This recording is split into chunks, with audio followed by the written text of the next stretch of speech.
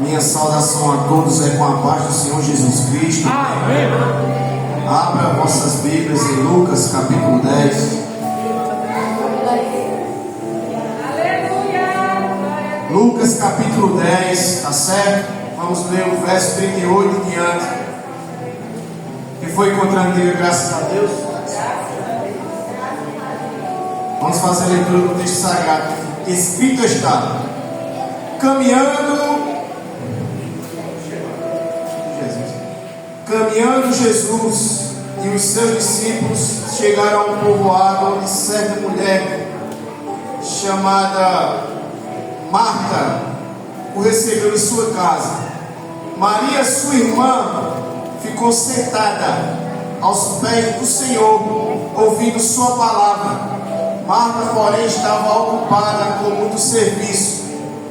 E aproximando-se dele, perguntou: Senhor, não te importas que minha irmã tenha me deixado sozinha com o serviço?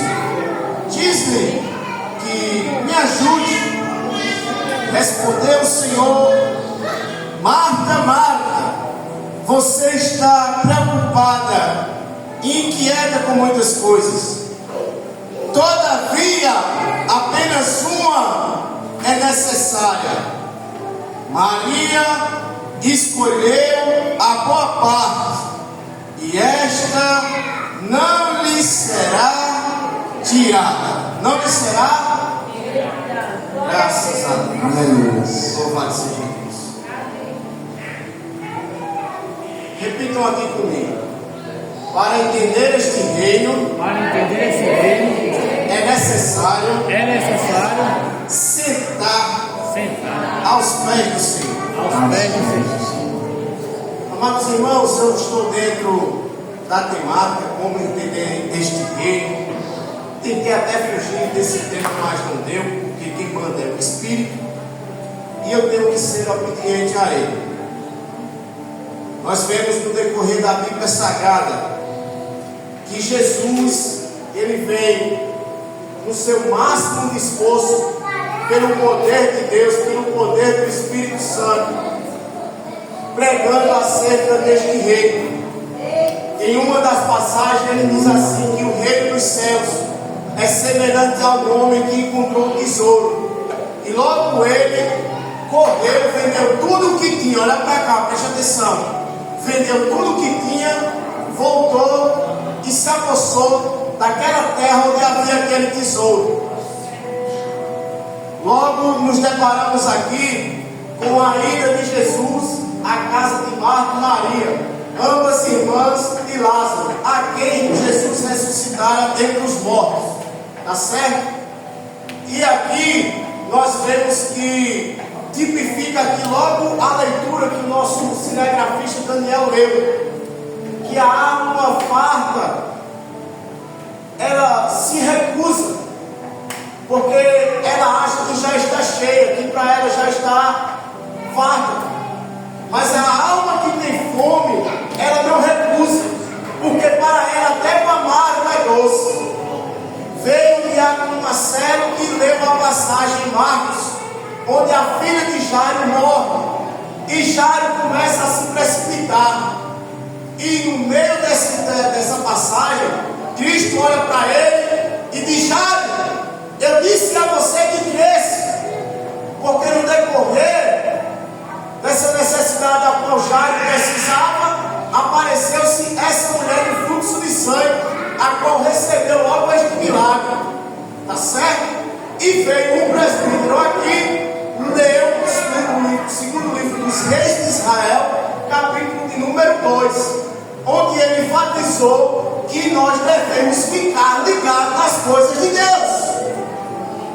A palavra para quem quer aprender é a palavra grega mathetes, que significa aquele que aprende, aquele que se prostra aos pés para aprender, aquele que se inclina para aprender.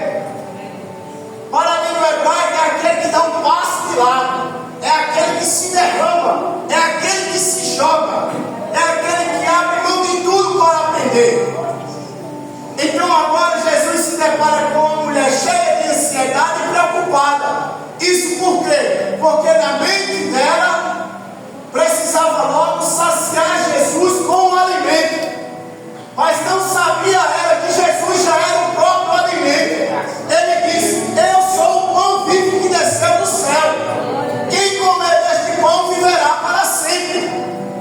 Jesus também disse: quem beber desta água que eu der, nunca mais voltará a descer. Louvado seja Deus. E o nome Marta, em língua hebraica, é muito interessante, porque é Marta. Mas por essa atitude dela aqui, ela se enquadrou num perfil de rebelião. Então Marta significa aquela que foi rebelde, aquela que se recusou a se prostrar aos pés de Jesus para ouvir a sua palavra. Mas quando nós vamos adentrar no nome dela e entender o nome dela em língua hebraica, é isso aqui. Como é que uma pessoa se torna rebelde, mas o seu nome traz uma qualificação indispensável, uma qualidade terrível? Olha para cá. A letra Aleph significa força e significa fonte de vida. Tá certo? A letra Tov significa identidade, propósito, firmeza. Tá certo? Essa letra aqui, Rosh, que significa cabeça, significa liderança, poderio, máximo para influenciar. E esta outra letra, a letra Me, a letra hebraica, significa aquela que é dotada de vida. Você está vendo aqui? Então agora Jesus diz para ela: Marta, Marta, por que te preocupas, Marta? Porque aqui simboliza um tipo de igreja, nós temos aqui. Uma igreja preocupada e outra igreja submissa, louvado seja Deus. Então agora Cristo começa a trazer a identidade dela, para que ela caia em si. Marta, Marta, tu és cheia de qualificações, Marta.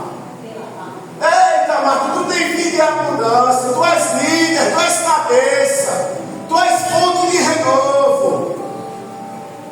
Mas faz como a tua irmã fez.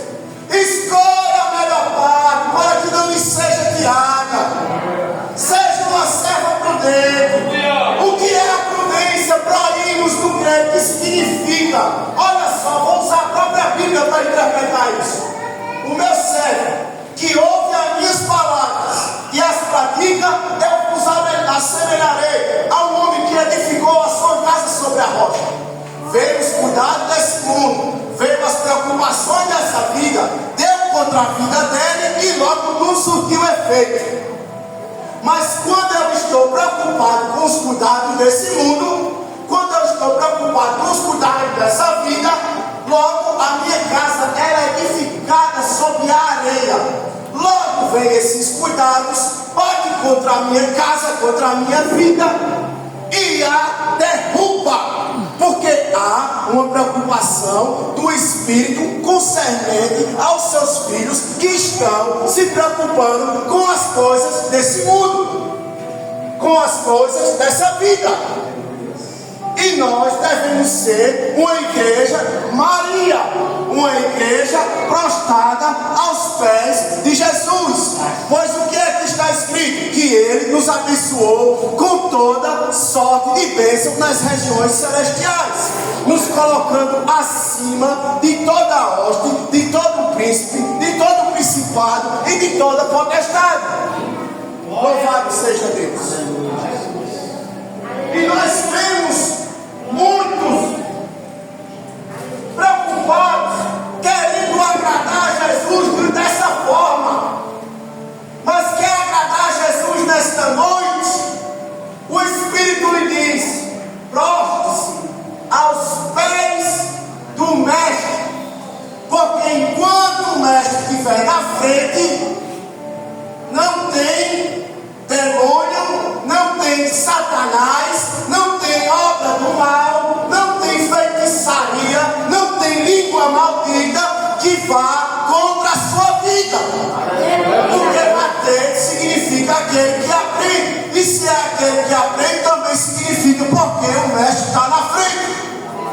Porque o povo de Israel só se levantava e seguia quando a nuvem levantava e ia. Quando a nuvem se levantava e ia, o povo de Israel levantava e ia em marcha. É você olhar e dizer: ei, Macumba, mestre está na frente. Ei, preocupação, mestre está na frente. Ei, língua maldita, o mestre está na frente.